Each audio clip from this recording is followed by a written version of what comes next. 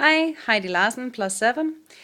I just got back to the hotel here in Xiamen at Pan Pacific, and when I sat in my car on my way back to the hotel, I sat and thought about the day and what I've been experiencing being out at the factories and so forth. And I thought this is going to be a video for you, telling you how you're going to get your samples home in time.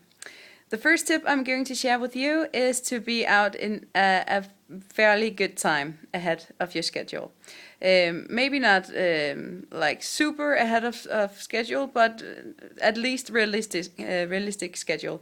If you just found out that you need your samples in 1 month, then it's going to be tight.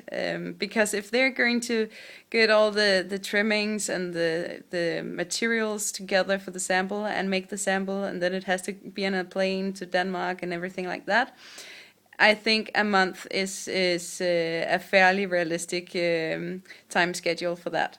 Another a thing about time could be that if you don't receive anything at all from your supplier, not even something wrong, I would say, then be worried, because if they don't show you anything at all, it might be that they simply don't have the machinery to make the samples, or they don't have the know-how to actually complete the samples, and they're not going to share this information with you. They're going to count on that this will solve itself some way along the process. So if you don't receive anything, then you have to be very careful to ask about the process around the production and how they're going to do this and that in regards to the product. If you don't receive anything, be worried. Another issue could be that in my videos I always tell you to follow up fairly good and fairly often, and you should, but not too often. Same way as we feel it being a little bit irritating, or we're getting a little bit annoyed if somebody just keeps asking us the same question ahead of schedule, the same way the Chinese supplier will think about that. So if you're going to push your supplier every day, you might find that you're going to be pushed behind the line again. And that's not what you really want. So actually, I think something in between is maybe more accurate.